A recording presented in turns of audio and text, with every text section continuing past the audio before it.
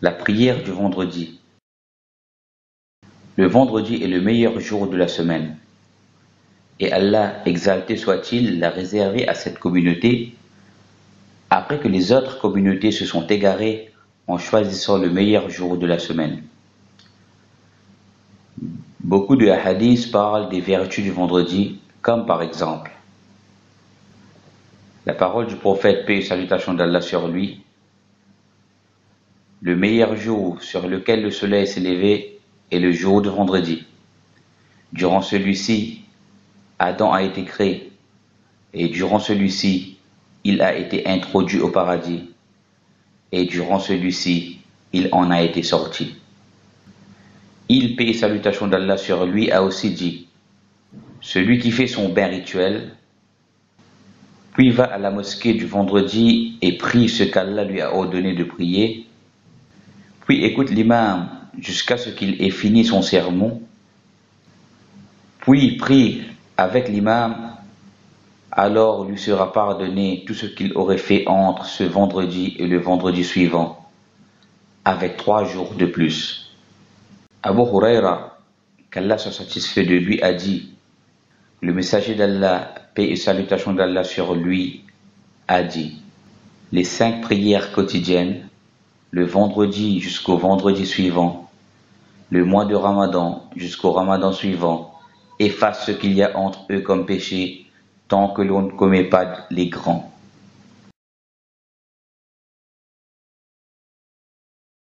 Et chaque semaine en ce jour, les musulmans se convergent vers les mosquées pour écouter à l'exhortation et accomplir la prière du vendredi. La prière du vendredi est obligatoire pour tout musulman pubère, doué de raison et n'ayant pas d'excuse valable pour la délaisser. Allah exalté soit-il a dit: ô vous qui avez cru, quand on appelle à la prière du vendredi, accourez-vous à l'invocation d'Allah et laissez tout négoce. Cela est bien meilleur pour vous si vous saviez. Le prophète, paix et salutations d'Allah sur lui, a dit que ceux qui délaissent les prières du vendredi cessent de le faire, ou bien Allah va très certainement sceller leur cœur, et ils seraient alors certes parmi les distraits. La prière du vendredi n'est pas obligatoire pour la femme, ni pour l'enfant, ni le voyageur, et ni le malade qui éprouve une difficulté à l'effectuer. Tout comme pour les gens lointains et les nomades, toutefois, elle est comptée pour eux s'ils y assistent, sinon qu'ils effectuent la prière normale de Zohr chez eux. L'accomplissement de la prière du vendredi se faut qu'on le fasse en son temps prescrit qui est le même que celui du Zohr, qu'elle soit en groupe, car elle n'est pas valide si elle est faite par 1 ou 2 personnes, car le nombre minimum requis étant de 3 individus. Qu'elle soit précédée par 2 sermons, parce que le prophète, paix et salutations d'Allah sur lui, a toujours agi ainsi. Les 2 sermons sont obligatoires et comptent parmi les conditions de validité de la prière du vendredi. Ils sont prononcés en langue arabe si la majorité des gens présents comprennent l'arabe, afin d'inciter les autres à l'apprentissage de l'arabe. Toutefois, si la plupart de ceux présents ne comprennent pas l'arabe, alors il est permis de les prononcer dans une autre langue. Car le but du sermon est l'enseignement et l'exhortation, et non seulement un discours. Toutefois, il demeure préférable de citer les versets en arabe dans la mesure du possible, et de s'évertuer à en traduire au mieux leur sens. Le sermon du vendredi n'a pas de pilier. Ainsi est considéré comme sermon ce que les gens sont habitués à considérer comme tel. Toutefois, afin que le sermon soit bien fait, il convient à l'imam de faire les choses suivantes. Louer Allah, faire les 2 attestations de foi, la prière sur le messager d'Allah, paix et salutations d'Allah sur lui, appeler les gens à craindre Allah, lire des passages du Coran et faire l'exhortation. Il est préférable de faire le sermon depuis la chair et de saluer les gens en montant sur la chair. que l'imam sépare les deux sermons par une pause légère, les raccourcisse et invoque Allah durant les deux sermons. Il est interdit de parler pendant que l'imam fait son sermon.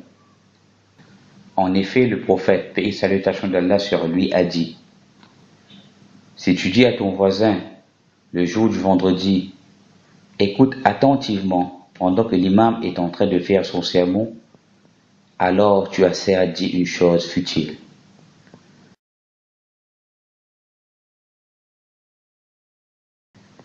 Tout comme il est détestable d'enjamber les rangs, sauf s'il s'agit de l'imam, ou afin de combler un trou dans une rangée. La prière du vendredi est constituée de 2 unités de prière durant lesquelles l'imam récite à haute voix, et fait partie de la tradition le fait de lire dans la première unité, après la Fatiha, la sourate du vendredi, sourate al-Jum'ah, et dans la seconde, la sourate des hypocrites, sourate al-Munafiqun, ou bien de la première, la sourate al-A'la, et dans la seconde, la sourate al-Ghashiyah. Il est conseillé aux musulmans de veiller à se rendre à la prière du vendredi le plus tôt possible.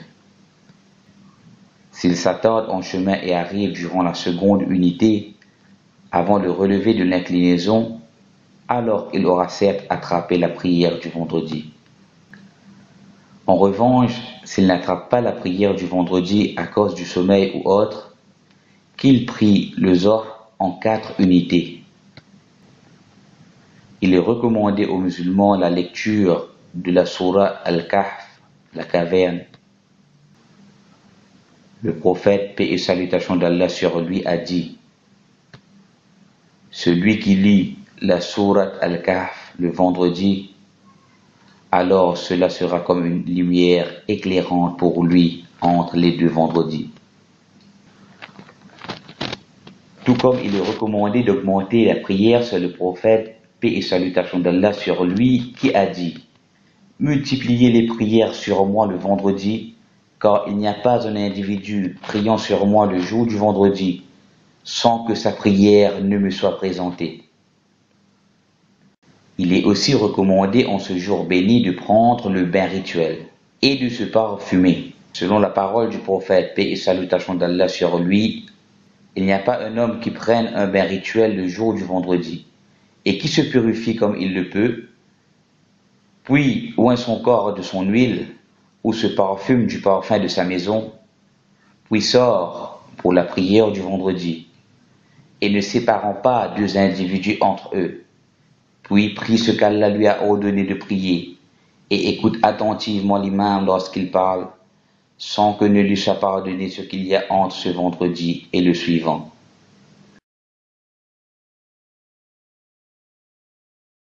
La tradition prophétique veut que le nombre des marches de la chair soit de 3, comme l'était celle du prophète, paix et salutations d'Allah sur lui.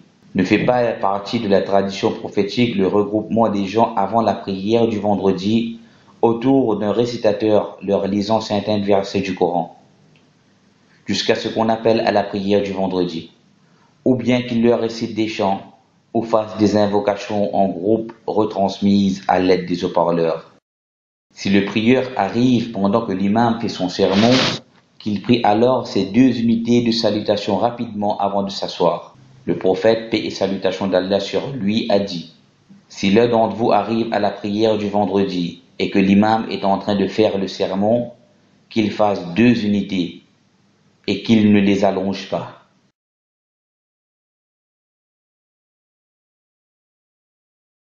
L'imam invoque avec son index et ne lève pas ses mains lors de l'invocation, sauf pour la demande de la pluie ou bien pour qu'elle cesse.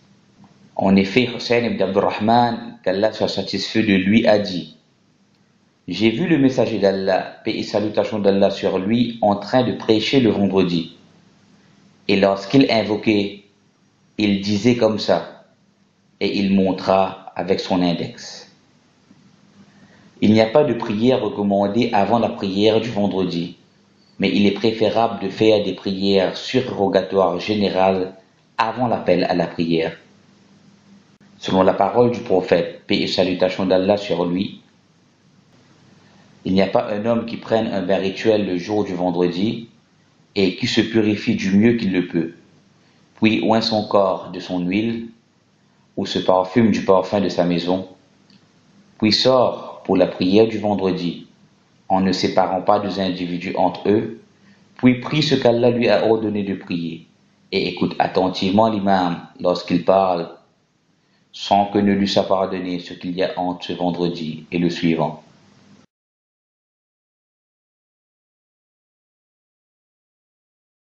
Par contre, il y a dans la tradition prophétique deux unités de prière surérogatoires après la prière obligatoire. Ibn Omar, qu'Allah soit satisfait de lui, a dit: le messager d'Allah, paix et salutations d'Allah sur lui, priait après la prière du vendredi deux unités chez lui, où il peut en prier 4. Car le prophète, paix et salutations d'Allah sur lui, a dit que celui d'entre vous qui veut prier après la prière du vendredi prie 4 unités. Le mieux étant de les prier à la maison.